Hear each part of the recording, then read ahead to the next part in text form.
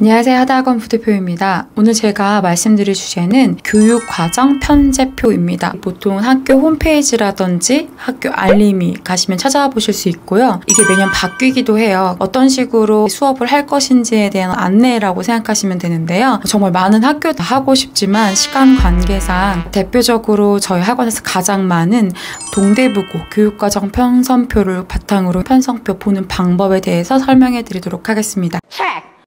2월 중순이 되면 학교가 발표가 되는데요. 각각 배정 받으신 학교들의 교육과정 편제표를 보시고 적용해 보시면 좋을 것 같습니다. 시작하겠습니다. 제일 먼저 과목 유형이라는 걸 살펴보시면은요. 공통 과목, 일반 과목, 진로 과목 이렇게 되어 있을 거예요. 공통 과목이라고 하는 것은 주로 고등학교 1학년 학생들이 듣지만 수능 범위에는 포함되지 않는 내용인 거죠. 사실 수능 범위는 아니지만 내신으로서는 상대평가로 평가가 되니까 굉장히 중요한 과목이라고 할 수가 있겠죠. 두 번째가 일반 선택, 진로 선택 이렇게 선택 과목으로 되어 있는데요. 일반 선택이 가장 중요한 과목들이에요. 뭐냐면 수능 시험 과목이기도 하고 또 내신으로서는 상대평가로 등급이 나오게 되는 아주 중요한 과목이라고 생각하시면 되시고요. 진로 선택 과목이라는 거는 이 중에는 수능 시험 과목이 일부 포함될 수도 있는데요. 중요한 거는 내신을 평가하는 방식이에요. 일반 선택 과목이 상대평가로 등급이 나오는 평가였다면은 진로 선택 과목 같은 경우에는요. 성취평가 A, B, C로 정하게 되는데 이 성취도는 각각 학교에서 정하는 퍼센테이지에 따라서 정해지게 된다고 생각하시면 됩니다. 아무래도 진로 선택 과목은 일반 선택 과목보다는 상대적으로 좀 부담이 덜한 과목이라고 생각하시면 되겠습니다.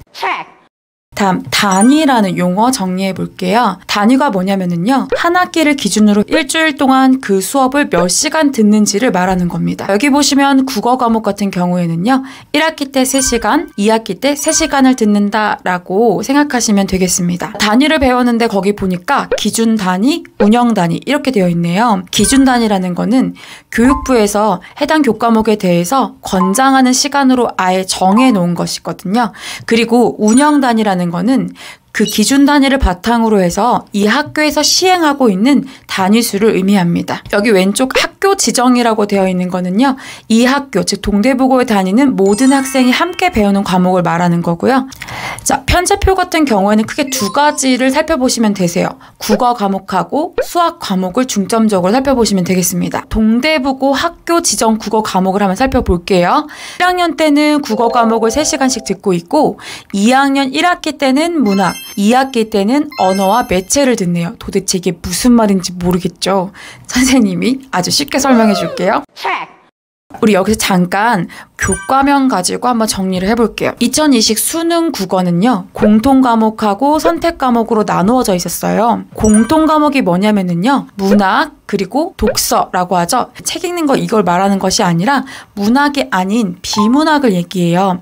그래서 이 공통 과목에는 문학과 문학이 아닌 거 이 두 과목을 기초로 해서 34개 문항이 76점을 만점으로 배점이 되고요. 선택 과목은 화법과 작문 그리고 언어와 매체 이 두 가지 과목 중에서 한 과목을 선택해서 응시하게 되어 있는데요. 11문제를 총 24점 만점. 그래서 공통 과목 76점이랑 선택 과목 24점을 통합해서요. 100점 만점이 문제는 총 45문항을 80분 안에 치르게 된다라고 생각하시면 됩니다.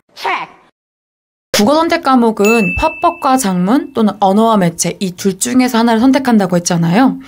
화법과 작문이 뭔지 지금 자세히 설명할 순 없지만 아주 러프하게 말을 한다면 화법과 작문은 그냥 가벼운 비문학이라고 생각하면 돼요. 비문학이라는 건 문학 작품이 아닌 거라고 하잖아요. 그리고 우리 비문학 이게 되게 어렵게 느껴지는데요. 화법과 작문은 아주 가벼운 비문학이라고 생각하면 됩니다. 제일 좋은 장점이 뭐겠어요? 비문학 우리가 어떻게 공부를 해요? 범위를 뭘로 알고요?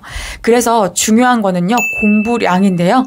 화법과 작문은 공부할 게 사실 별로 없어요. 굉장히 난이도가 쉽게 출제된다고 생각하시면 되세요. 그런데 그에 반해서 언어와 매체라는 거는 문법 과목이라고 생각하면 돼요. 따라서 문법 부분을 따로 공부하면 되니까 아무래도 화법과 작문에 비해서는 공부해야 될 것이 좀 많겠지만 그 분명한 범위가 정해져 있고 그 부분을 아예 끝낸다라는 관점에서는 국어 공부에 자신 있는 어떤 상위권 학생들이 도전을 하게 됩니다. 전체 비율로 봤을 때는 난이도가 좀 쉽게 느껴 느껴지는 화법과 작문이 압도적으로 많지만 범위가 정해져 있고 문법 공부에 자신 있는 상위권 학생들이라면 언어와 매체를 선택하는 것도 좋다고 생각하실 수 있겠습니다.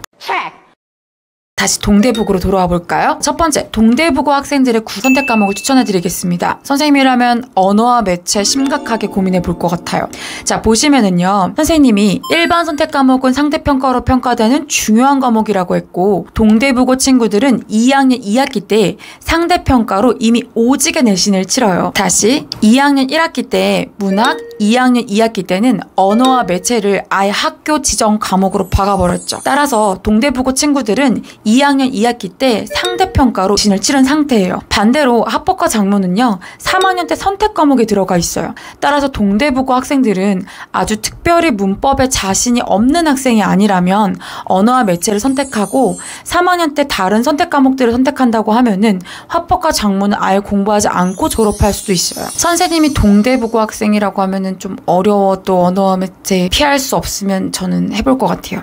자, 이번에는 수학을 한번 살펴볼까요? 1학년 때 수학 상하를 말하는 거고요. 여러분 한참 했던 거. 2학년 때는 수원, 수투 이건 뭐 같고요. 동대북어 이과 학생들은요. 2학년 때 기하를 하게 됩니다. 2학년 선택 과목을 살펴보시면은요. 국어랑 수학이랑 영어 이 세 가지 중에서 한 가지를 고를 수가 있어요.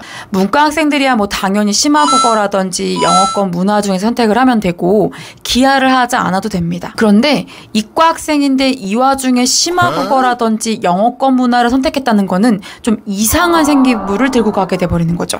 이렇게 고등학교 2학년 때 기하가 있다는 거는 문과 학생들이라든지 아니면 수학 선행이 많이 안 된 이과 학생들한테는 굉장히 유리한 학교라고 할 수가 있습니다. 왜 그러냐면은요. 문과 학생들 기준으로는 기하를 안 해도 되고 2학년 때 수원, 수투만 해도 됩니다. 사실 수학 상하 같은 경우는 중학교 때도 우리가 선행을 진짜 많이 하잖아요. 근데 수원, 수투는요. 이미 2개만으로도 수학 공통 교과이기도 하고 또 상대평가라서 엄청 중요한데 여기에 확통이라는 상대평가 과목까지 들어가게 되면은 정말 힘들거든요. 확통은 일반 선택 과목이니까 상대평가로 등급제에 의해서 평가가 돼요. 그리고 기하는 A, B, C 성취도에 따른 진로 선택이니까 아무래도 부담이 좀 덜하죠. 그래서 이과 학생들 중에서 선행이 좀 많이 안 된 학생들 기준으로는 2학년 때는 수원, 수투 상대평가 과목이랑 기하라는 진로 선택 과목을 듣고 3학년 때는 나머지 수학 과목을 선택하면 되는데요. 여기서 또 하나 자주 드는 질문이 있어요. 말해야 하나 말해야 하나 내적 갈등이 좀 심해지는 그런 질문이기도 한데요. 일단 선생님 기준으로는 일단 할 얘기는 해야 될 것 같습니다. 동대북어 3학년 친구들은요. 총 4개의 과목을 선택해야 되는데 나는 수능에서 기하를 선택할 건데 이미 2학년 때 기하를 했고 근데 난 더 이상 내신의 의미가 없다 하는 학생들이 있어요. 이미 내신을 한 3.5 너무했나? 한 3.8 이상을 넘겼고 지금 더해도 뭐 내신으로 대학을 갈 수가 없다 하는 정시파 친구들이 있거든요. 사실 저는 그런 친구들의 상황이라고 하면은 그냥 공부했던 기하를 계속 공부하고 공통 과목인 수원, 수투만 준비해가지고 그냥 미적이나 확통은 더 이상 신경 쓰지 않으셔도 될 것 같아요. 왜냐면 어차피 정시로 올인을 한다고 하면은요. 근데 이미 배운 기하가 아닌 아이들이 있어요. 무슨 말씀인지 이해되세요? 이미 배운 기하가 안 배운 미적이나 마찬가지인 학생들이 있어요. 저랑 좀 비슷한 학생들인데 도대체가 도형이 뭐 공간이 뭔지 잘 모르는 특히 이런 친구들이 길 잘 못 찾아요. 그런 친구들은 그냥 얼른 미적하시면 돼요. 미적이 수투랑 연계되어 있거든요. 그러니까 수투에서 조금 더 심화된 거라고 생각하면 되니까 그냥 미적을 하시면 됩니다. 근데 생기부를 끝까지 들고 갈 이과 학생이라면은 혹시 이런 질문이 가능해요.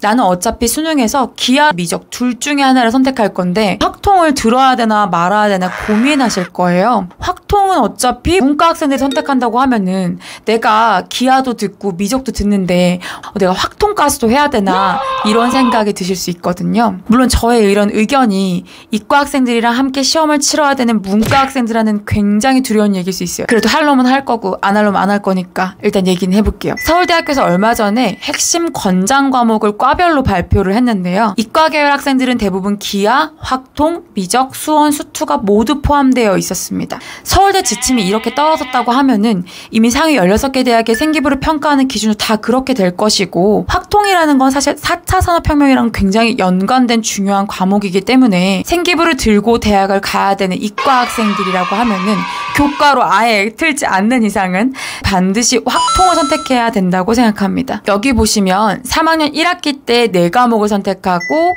3학년 2학기 때 4과목을 선택하게 되어 있잖아요. 그래서 선생님 저 그러면은 수능이 3학년 2학기의 중간에 보니까 저는 확통은 수능 끝나고 3학년 2학기 때 선택할게요 라고 하는 친구들이 있을 거예요. 머리 진짜 좋아 보이죠?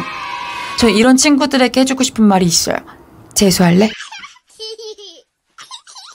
보통 3학년 2학기 때 수강 과목은 재학생일 경우에 당해 학생부 종합 전형 때 반영이 되지 않아요. 근데 재수생의 경우는 반영이 돼요. 인생은 다 어떻게 될지 모르는 거니까 그래서 혹시라도 뭐 의대라든지 재수를 생각하고 있는 친구들이라고 하면은 저는 3학년 2학기 모두가 다 놀고 있을 때 열심히 해서 마지막 멋진 생기부 만들어 놓는 것도 하다학원에 그 전략으로 당해 수의대 붙은 형아가 그 다음에 최저만 준비해가지고 의대에 간 사례가 있어요. 치료해야 될 상대가 동물에서 사람으로 바뀐 거죠. 사랑합니다. 하하 사랑합니다. 동대부고. 새벽이라 뻣뻣해서 잘 안 되네요. 거기 연지관이라는 건물이 있다면서요. To be continue. 사랑합니다. 동대부고. 동대부고 내신은 하다학원이 제일 잘합니다.